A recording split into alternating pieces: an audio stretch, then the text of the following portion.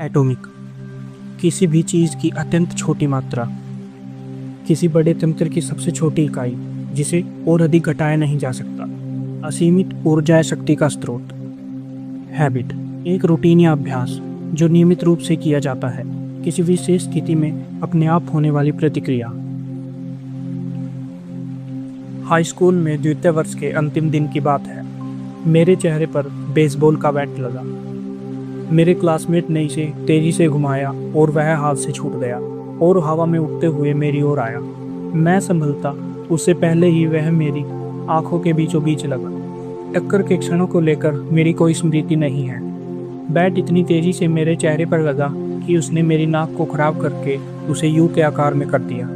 इस टक्कर से मेरे दिमाग के कुछ नरम ऊतक मेरी खोपड़ी के भीतर चले गए। एकदम ही मेरे सिर में सूजन उभर गई। एक क्षण से भी कम समय में मेरी नाक टूट चुकी थी, खोपड़ी में हड्डियां टूटी थी और आंखों के दोनों सॉकेट हिल चुके थे। मैंने आंखें खोली तो देखा कि लोग मेरी ओर मदद के लिए भाग रहे थे। मैंने नीचे देखा तो कपड़ों पर लाल धब्बे देखे। मेरे एक क्लासमेट ने अपनी शर्ट निकालकर मुझे दी। मैंने नाक से बह रहे खून को रोकने का प्रयास किया। मैं अचंभित और दुविधा में था। मुझे पता ही नहीं था कि मैं कितने गंभीर रूप से जख्मी था। मेरे टीचर ने अपनी भुजा मेरे कंधे के नीचे रखी और हमने दूर नर्स के रूम तक चलना शुरू किया।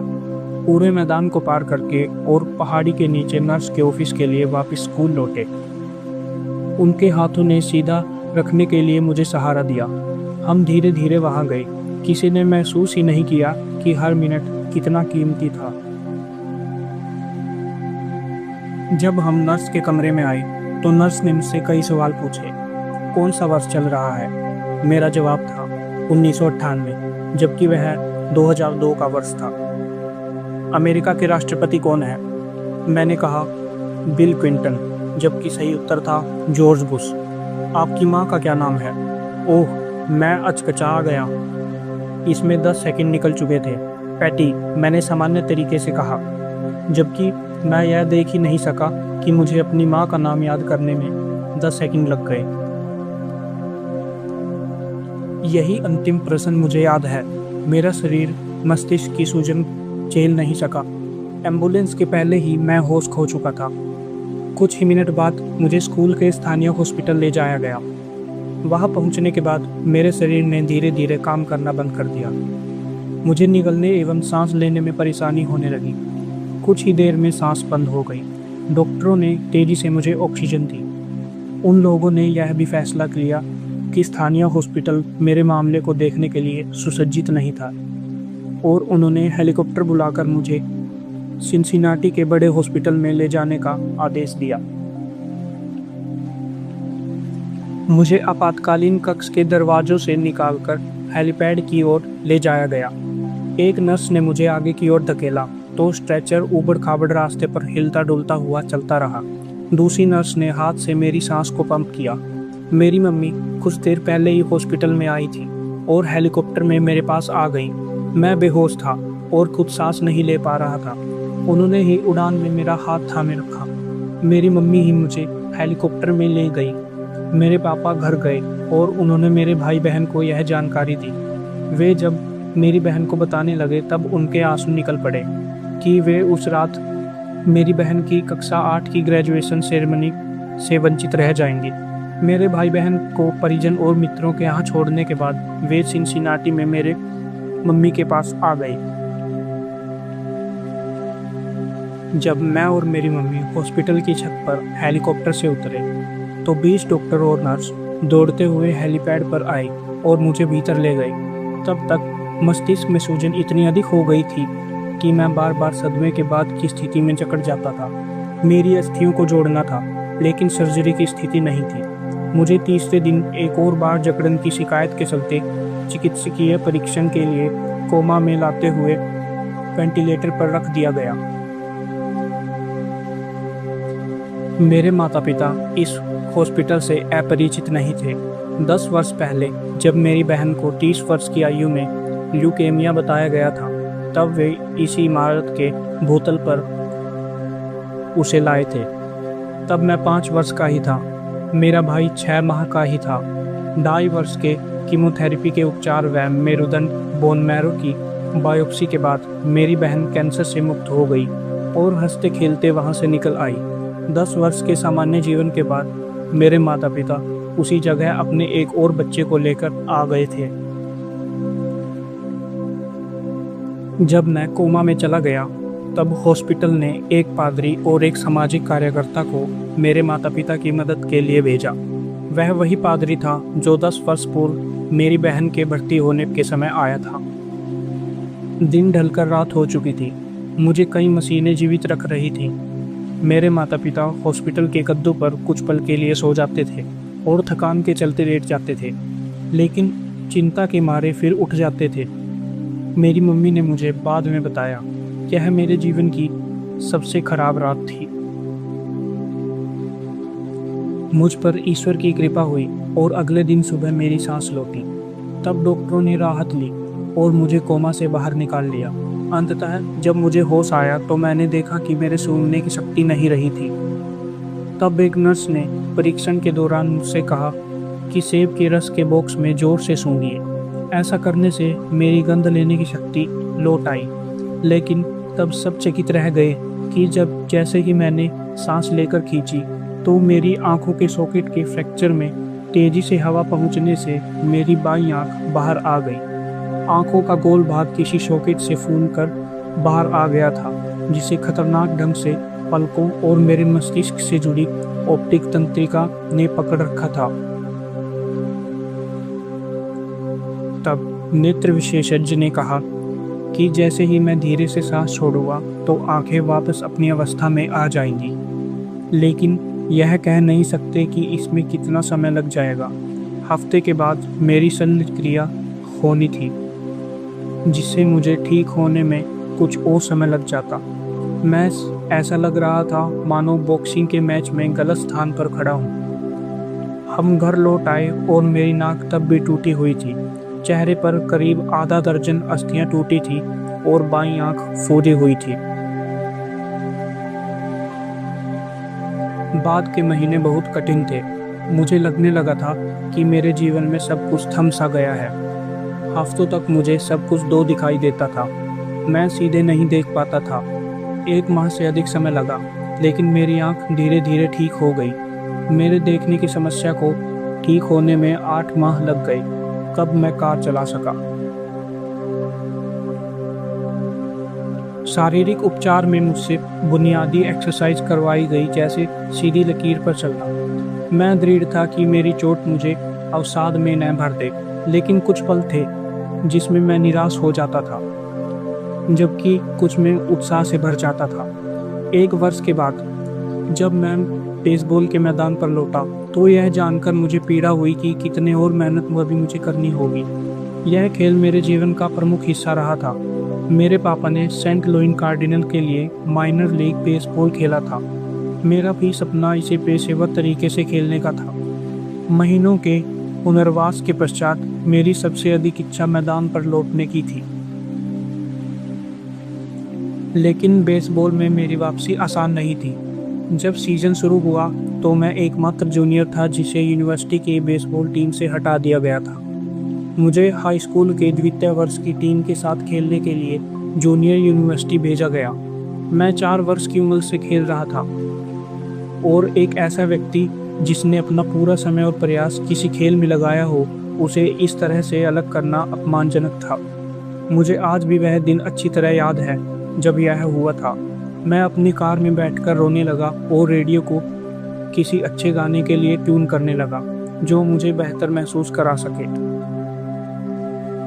वर्ष भर के आत्मसंदेह के बाद मैं यूनिवर्सिटी टीम में सीनियर के रूप में शामिल हो सका, लेकिन मैं मैदान में बहुत कम ही जा सका। कुल मिलाकर हाई स्कूल यूनिवर्सिटी बेसबॉल की मैंने 11 पारियां खेली, जो मुश्किल से किसी एक गेम से थोड़ी सी ज़्यादा थी। हाई स्कूल में मेरे खराब कैरियर के बाद भी मैं यह विश्वास कर रहा था कि मैं एक महान खिलाड़ी बन सकता हूँ। मैं जानता था कि यदि हालात सुधारने हैं तो इसके लिए मुझे ही कोशिश करनी होगी। चोट लगने के 2 वर्ष बाद निर्णायक मोड़ तक तब आया जब मैं डेनियन यूनिवर्सिटी से जुड़े कॉलेज में जाने लगा। यह नया आरंभ था। यही वह स्थान था जहां मैंने पहली बार समझा कि छोटी आदतों में कितना विस्मयकारी सामर्थ्य रहता है। डेनियन यूनिवर्सिटी जाना मेरे जीवन का सर्वोत्तम फैसला था। मुझे बेसबॉल टीम में स्थान मिला। हालांकि मैं सबसे नीचे रोस्टर में फ्रेशमैन के रूप में था, तो भी रोमांचित था। हाई स्कूल के मेरे वर्षों में उथल पुथल के बावजूद मैं कॉलेज में एथलीट बन गया। बेसबॉल टीम में मेरी जल्दी शुरुआत होने वाली नहीं थी, तो मैंने जीवन को व्यवस्थित करने पर ध्यान देना शुरू कर दिया। मेरे मित्र देर रात तक जगते थे और वीडियो गेम्स खेलते थे। मैंने रात को जल्दी सोने की आदत बना ली। कॉलेज छात्रावास की अस्त व्यस्त दुनिया में मैं अपने कमरे को साफ सुथरा और व्यवस्थित रखता था। ये छोटे सुधार थे, लेकिन इन्होंने मुझे अपने जीवन पर नियंत्रण रखना सिखा दिया। मैं दोबारा आत्मविश्वास का अनुभव करने लगा। यह बढ़ता आत्मविश्वास मेरी क्लास में भी दिखा। मेरे अध्ययन की आदतें सुधर गई और फर्स्ट ईयर में मुझे लगातार ए ग्रेड्स मिली। आदत एक दिनचर्या या व्यवहार है जो नियमित रूप से प्रदर्शित होती है। ज़्यादातर मामलों में यह स्वतः ही हो जाता है। जैसे जैसे मैं हर सेमेस्टर पास करता गया, वैसे वैसे मैं छोटी छोटी आदतों को निरंतर जोड़ता गया। ये आदतें अंततः मुझे ऐसे परिणाम की ओर ले गई जो उस समय अकल्पनीय थे जब मैंने शुरुआत की थी। उदाहरण के लिए, जीवन में पहली बार मैंने हर हफ्ते कई दफ़ा लाइट वेट लिफ्टिंग करने को अपनी आदत में शामिल कर लिया। बाद के वर्षों में यह सिलसिला जारी रहा। इस दौरान मेरी 6 फीट 4 इंच की काया 170 पाउंड 77 किलोग्राम से बढ़कर 200 पाउंड 91 किलोग्राम की हो गई। जब द्वितीय वर्ष के स्तर की शुरुआत हुई तो मुझे एक भूमिका टीचिंग स्टाफ में मिल गई। जूनियर रहते हुए मैं टीम कैप्टन चुना गया और सीज़न पूरा होने पर मैं ऑफ कॉन्फ्रेंस टीम के लिए चुन लिया गया। लेकिन मेरे सीनियर सीजन ख़त्म होने तक मेरे सोने, अध्ययन और स्ट्रेंथ ट्रेनिंग की आदतों ने वास्तव में सकारात्मक परिणाम देना शुरू कर दिया था। जब मुझे हेलीकॉप्टर में हॉस्पिटल ले जाया गया था और कोमा में रखा गया था, उस घटना के 6 वर्ष बाद मुझे डेनियन यूनिवर्सिटी में सीएस पुरुष एथलीट चुना गया और मेरा नाम ESPN academy all America team में था। पूरे देश में यह सम्मान मात्र 33 खिलाड़ियों को दिया गया था। जब तक मैं ग्रेजुएट हुआ तब तक मेरा नाम स्कूल की रिकॉर्ड बुक्स में 8 श्रेणियों में दर्ज किया जा चुका था। इसी वर्ष मुझे यूनिवर्सिटी का सर्वोच्च एकेडमिक सम्मान प्रेसिडेंट मेडल भी मिला। सुनने में यदि यह आपको डींगे मारने जैसा लगता है तो मुझे उम्मीद है कि आप मुझे माफ़ कर देंगे। सच कहूँ तो मेरे खेल कैरियर में ऐसे कुछ उल्लेखनीय या ऐतिहासिक नहीं था। पेशेवर खिलाड़ी के रूप में मैं खेल नहीं पाया। हालांकि उन वर्षों को मैं पीछे मुड़कर देखता हूँ तो लगता है कि मैंने कुछ ऐसा अर्जित कर लिया था जो दुर्लभ था। मैंने अपनी क्षमता को पूर्ण रूप से विकसित कर लिया और मैं मानता हूँ कि इस पुस्तक में जो विचार हैं वे क्षमताओं को पूर्ण विकसित करने में आपकी मदद भी करेंगे।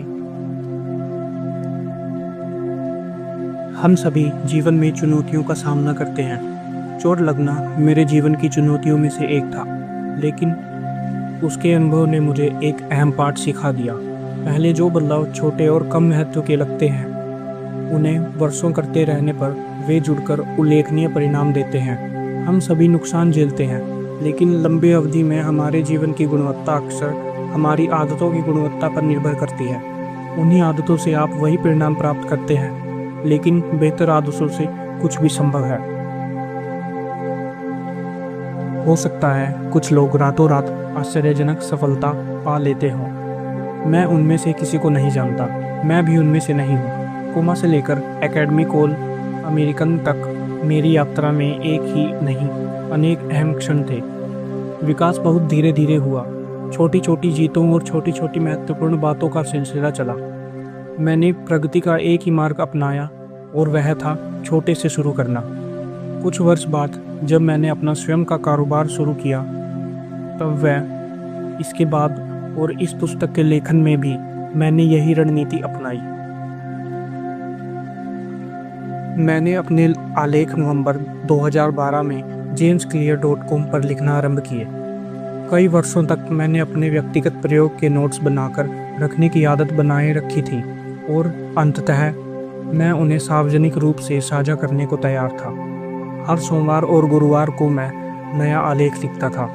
कुछ ही महीनों में लिखने की यह आसान आदत मुझे मेरे पहले 1000 ईमेल सब्सक्राइबर दे गई और 2013 के अंत तक यह संख्या 30,000 से ज़्यादा हो चुकी थी। मेरी ईमेल लिस्ट 2014 में 1 लाख सब्सक्राइबर से ज़्यादा की हो गई। इंटरनेट पर यह सबसे तेज़ी से बढ़ने वाले न्यूज़लेटरों की सूची में शुमार हो गया। 2 वर्ष पूर्व जब मैंने लिखना शुरू किया था तब मुझे पाखंडी जैसा अनुभव हो रहा था, लेकिन अब मैं आदतों का विशेषज्ञ बनता जा रहा था। यह एक नया तमगा था जो मुझे उत्साहित कर रहा था, लेकिन साथ ही मैं असहज भी अनुभव कर रहा था। मैंने कभी खुद को इस विषय का महारथी नहीं माना, बल्कि ऐसा व्यक्ति माना जो अपने पाठकों के साथ साथ ही प्रयोग कर रहा है। मेरे सब्सक्राइबर जब 2015 में 2 लाख तक पहुंच गए तो मैंने पेंगुइन रैंडम हाउस से उस पुस्तक को लिखने का करार किया जो आप पढ़ रहे हैं। जैसे ही मेरे पाठक बढ़ गए वैसे ही मेरे कारोबार के अवसर भी बढ़ गए। मुझे शीर्ष कंपनियों में आदत बनने के विज्ञान, व्यवहार में बदलाव और सतत सुधार के बारे में बोलने के लिए खूब बुलाया जाने लगा। अमेरिका और यूरोप में कई सम्मेलनों ने मुझे मुख्य वक्ता के तौर पर भाषण दिए। 2016 से मेरे आलेख बड़े प्रकाशनों जैसे टाइम्स, एंटरप्रेन्योर और फोर्ब्स में नियमित रूप से आने लगे। आश्चर्यजनक रूप से उस वर्ष मेरे लेख 80 लाख लोगों ने पढ़े। मेरे कार्यों के बारे में NFL, NBA और MLB की टीमों के कोच पढ़ने लगे और अपनी अपनी टीमों के साथ इसे बांटने लगे। 2017 के आरंभ में मैंने हैबिट्स एकेडमी को शुरू किया। यह उन संगठनों और लोगों के लिए प्रशिक्षण का प्रमुख बन गया जो बेहतर आदतें बनाने में रुचि रखते थे। फॉर्च्यून 500 कंपनियां और तेज़ी से बढ़ रहे स्टार्टअप्स ने अपने अधिकारियों और स्टाफ को ट्रेनिंग के लिए यहां भेजना शुरू किया। कुल 10,000 लीडरों, मैनेजरों, कोचों और शिक्षकों ने हैबिट्स एकेडमी से ग्रेजुएशन किया। उनके साथ मेरे कार्य अनुभवों ने भी मुझे अविश्वसनीय रूप से यह सिखा दिया कि वास्तविक दुनिया में आदतें काम करें, इसके लिए किन किन बातों की ज़रूरत होती है। जब यह पुस्तक 2018 में ख़त्म होने को आई तो jamesclear.com पर हर माह लाखों की तादाद में विजिटर्स आ रहे थे और लगभग 500,000 मेरे साप्ताहिक ईमेल न्यूज़लेटर को सब्सक्राइब कर चुके थे। यह संख्या मेरी उम्मीद से कहीं ज़्यादा थी। जब मैंने यह शुरू किया था तो मुझे पता भी नहीं था कि ऐसा संभव है। उद्यमी और निवेशक नवल रविकांत ने कहा है, कोई महान पुस्तक लिखने से पहले आपको खुद पुस्तक बनना पड़ता है। मैंने उन विचारों को जाना जिनका उल्लेख इसमें किया गया है। चोट से बाहर निकलने के लिए मुझे छोटी आदतों पर आश्रित होना पड़ा ताकि जिम में मजबूत हो सकूं, मैं मैदान में अच्छे स्तर का प्रदर्शन कर सकूं, लेखन कार्य कर सकूं, एक सफल कारोबार चलाऊं और सहजता से एक जिम्मेदार नागरिक के रूप में विकसित हो सकूं। छोटी आदतों ने मेरी क्षमताओं को उकेरा और चूंकि आपने यह पुस्तक हाथ में ली है, इसलिए मेरा अनुमान है कि आप भी अपने भीतर निहित क्षमताओं को पूर्ण रूप से विकसित करना चाहेंगे। बाद के पेजों में मैं हर पायदान पर आपको बेहतर आदतें बनाने की योजना बताऊंगा, कुछ दिन या हफ्तों के लिए नहीं बल्कि जीवन भर के लिए। विज्ञान यद्यपि उन सब बातों को सही मानता है जो मैंने लिखी हैं, लेकिन फिर भी यह पत्र अकादमिक शोध पत्र नहीं है। यह काम में लागू होने वाला उपयोगी लेखन है। आदतों को कैसे बनाना है और कैसे बदलना है, उसके बारे में आपको व्यवहारिक सलाह दी गई है। मैंने इसके पीछे का विज्ञान भी इस तरीके से समझाया है जिसे समझना और अपनाना आसान है। मैंने जिन क्षेत्रों का वर्णन किया है वे हैं बायोलॉजी, न्यूरोसाइंस, फिलॉसफी, साइकोलॉजी और कई अन्य। ये क्षेत्र कई वर्षों से हमसे करीब से जुड़े हैं।